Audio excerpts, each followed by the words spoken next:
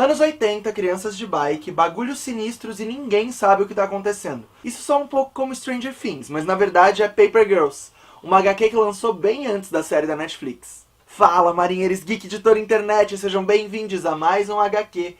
Eu sou o Sérgio e hoje nós vamos falar sobre Paper Girls, HQ escrita pelo Brian K. Vaughan e com arte do Cliff Chiang. Bom, eu sou um completo apaixonado por esses filmes sessão da tarde, assim, meio anos 80, nostálgicos, envolvendo universos infantis, tipo ET, Goonies, It. Então quando eu vi essa HQ, foi, assim, amor à primeira vista. Na madrugada de Halloween de 1988, numa cidade do interior dos Estados Unidos, um grupo de garotas que trabalha entregando jornais testemunham o inexplicável. É muito difícil falar sobre Paper Girls sem dar spoilers e etc, porque é uma HQ que você vai meio que descobrindo o que tá acontecendo junto com elas, e aí você não sabe direito o que tá rolando, né? Uma hora parece que é zumbis, outra hora parece que são alienígenas ou conspirações governamentais, então você vai descobrindo ao longo, né? Então é muito difícil falar sobre sem dar spoilers sobre o que tá acontecendo ali. E eu acho que eu ainda não entendi direito. Mas para além do que está acontecendo, né, do enredo da história, eu acho que o grande trunfo dessa HQ são as suas protagonistas. Nos Estados Unidos é comum pré-adolescentes trabalharem como entregadores de jornal, é uma profissão conhecida comumente como paperboy, porque entre muitas aspas é uma profissão para meninos, né? Óbvio que meninas também exercem essa função, mas não é tão comum. Então eu acho muito legal que aí essa HQ já vem com 4 protagonistas que são essas Paper Girls, né? Então eu acho que isso já traz uma carga bem interessante para a história. É curioso porque muita gente comenta que o fato de serem 4 garotas não muda nada, mas na real muda tudo, né? Porque eu acho que o modo como o Brian K. Vaughan escreve é muito interessante, porque ele vai incorporando essas coisas na história e desconstruindo esses lugares nos quais as personagens femininas geralmente são colocadas, né, de uma forma muito natural. Então ele simplesmente não cai em estereótipos, né, e trazendo uma narrativa extremamente instigante, ele vai dando complexidade e força para cada uma das protagonistas, e isso é muito bom. Nos exemplos que eu dei de filmes dos anos 80, né, como It, Goonies, ET, você sempre tem grupos de meninos, né, trabalhando. Tipo, os protagonistas são sempre um grupo de meninos, aí vai ter uma ou duas meninas que andam com eles, geralmente é uma só, que acaba virando, sei lá, um interesse romântico de algum personagem, que provavelmente vai ser o líderzinho do grupo. Então já tem uma estruturinha básica de como isso funciona. E é muito legal ver aqui como ele traz um grupo de garotas, extremamente plural. Então tem uma menina que já é mais badass, tem uma menina que é mais estudiosa, uma que tem uma postura mais de liderança. E isso é muito bom, porque aí quebra completamente essa estrutura que é tão comum nessas obras que remetem a esse universo oitentista. Então é isso, só o fato dele não colocar essas personagens no lugar onde elas geralmente são colocadas na cultura pop já é toda a diferença. E é muito bom porque ele faz isso de uma forma muito orgânica. Além disso, é muito legal como o universo nostálgico da infância é colocado também, né? Então tem momentos como, por exemplo, uma hora em que uma personagem vê a sua vida passando inteira diante dos seus olhos e ela percebe que ela passou a vida quase toda jogando Tetris. Então é muito engraçado, né? Ela fica meio passada de como ela perdeu o tempo da vida jogando videogame.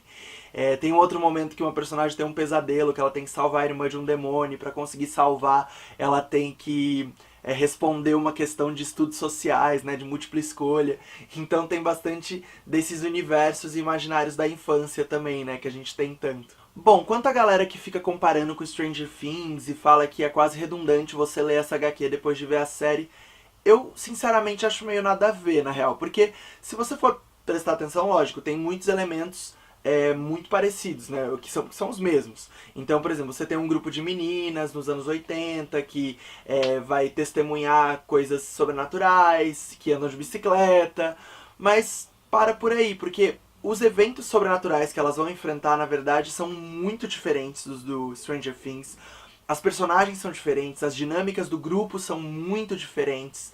Então, eu acho que o pano de fundo ele é o mesmo, mas a história em si é muito diferente. Então o que eu digo é, se você gostou de Stranger Things, muito provavelmente você vai gostar de Paper Girls e vice-versa.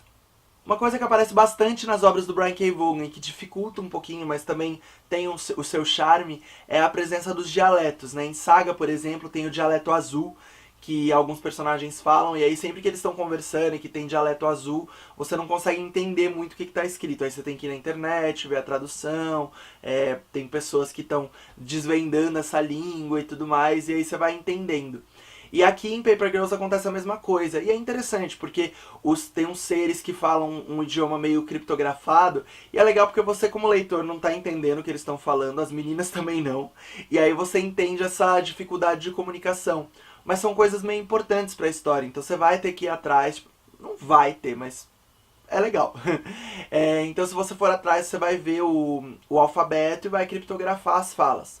Uma coisa que eu achei meio fraca na edição nacional é que quando você traduz, as falas ainda estão em inglês, elas não foram traduzidas, né?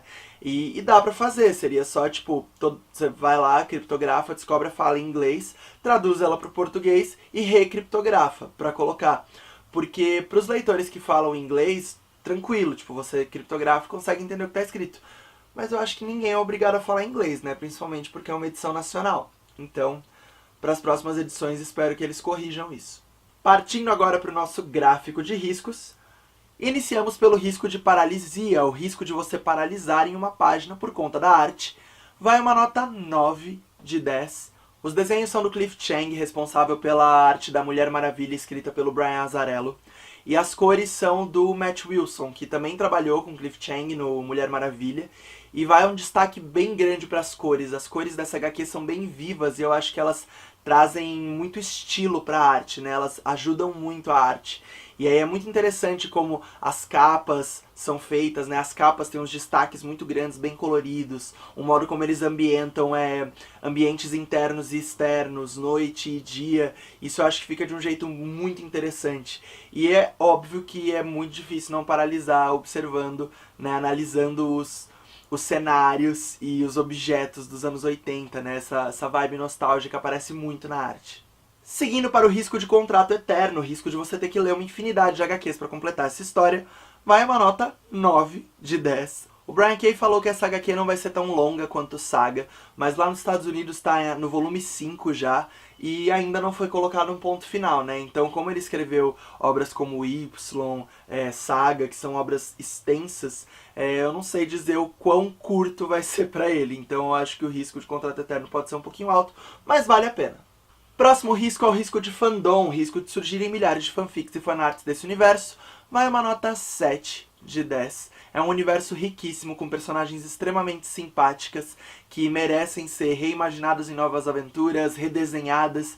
Então eu achei bastante coisa, mas eu acho que tem espaço para muito mais ainda. Quanto ao risco de esmagamento, o risco da realidade representada aqui te esmagar profundamente, vai uma nota 6 de 10. É uma HQ que ela tem poucos momentos de esmagamento, mas é porque ela ainda tá no início, né? Eu acabei de terminar o volume 2. Então ainda tá numa parte bem aventuresca, né? Uma parte bem do desbravamento, da aventura e etc. Então foram poucos ainda os momentos de esmagamento, que existem, mas ainda não são tão pungentes. Então é uma HQ que ela vai te cativando em outro lugar, que não o do esmagamento.